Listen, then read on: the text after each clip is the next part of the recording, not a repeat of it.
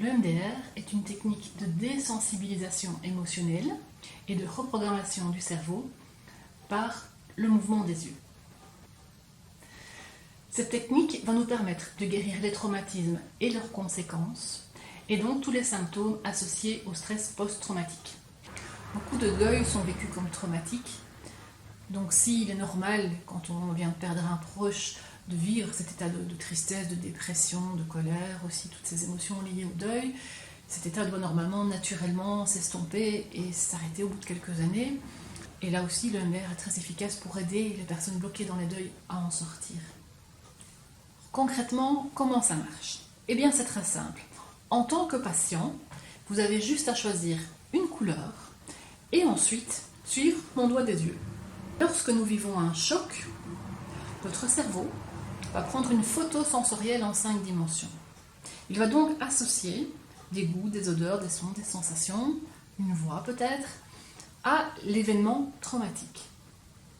Et ensuite, chaque fois que vous allez rencontrer un de ces éléments, le cerveau va ramener toutes les données associées au traumatisme.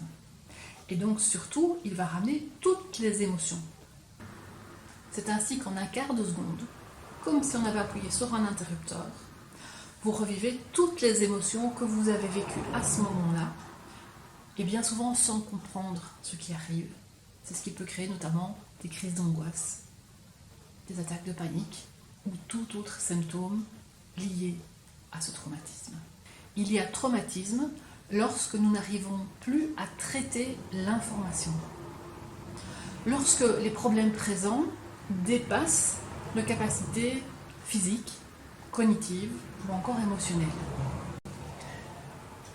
Nous nous retrouvons impuissants face à ce qui arrive, à tel point que le cerveau bug. Et ensuite, quand il revient à lui, il va revivre en boucle ce problème, ces émotions, cet événement qu'il n'a pas réussi à traiter. Tant qu'il n'a pas trouvé la solution, un événement a priori non traumatisant ou très peu traumatisant peut devenir très traumatisant à cause de la répétition. Imaginez, vous recevez un bon coup de poing en pleine figure. Ça fait mal. Avec un peu de chance, ça va faire mal un quart d'heure. Vous vous en souviendrez. Quand vous allez recroiser la personne qui vous a mis ce coup de poing, vous allez faire un petit peu en arrière. Puis très vite, ça va passer.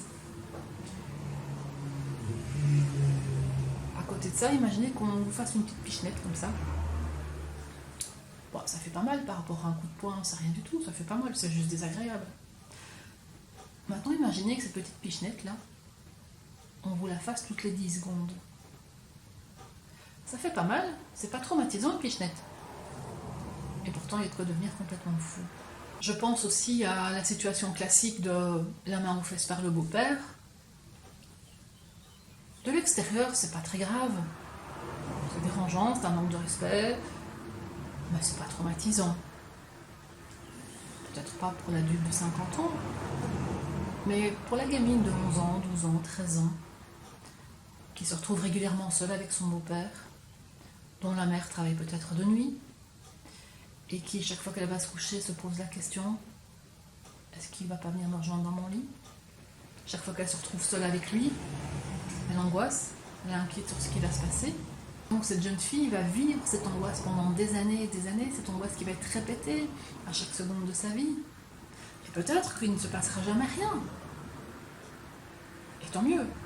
Mais son vécu sera le même que s'il s'était passé quelque chose, voire parfois même pire. Parce qu'il n'y a rien de concret, parce qu'il y a juste un climat, un ressenti. Et s'il s'agit de jeunes enfants, l'enfant ne sait pas mettre de mots, ils sont en danger, ils sont en instabilité, ils sont la peur, et il ne sait pas dire pourquoi. C'est juste un climat qui est là comme ça, un peu comme ce brouillard dans un film d'horreur, qui est là en suspens, on ne sait pas trop ce qui va arriver. Certains vivent ça toute leur enfance, et parfois leur adolescence aussi. Et ça, c'est ce qui est de plus traumatisant. À un moment donné, ces éléments qui servent d'interrupteurs, de déclencheurs d'angoisse ou d'autres symptômes liés au stress post-traumatique vont être tellement nombreux qu'à un moment donné, la personne ne vit plus. que la personne est complètement figée, que la personne va vraiment être incapable de faire quoi que ce soit, de sortir de chez elle, de s'habiller, de se laver, de manger, d'avoir une vie normale, tellement tout va être déclencheur de stress dans des proportions énormes.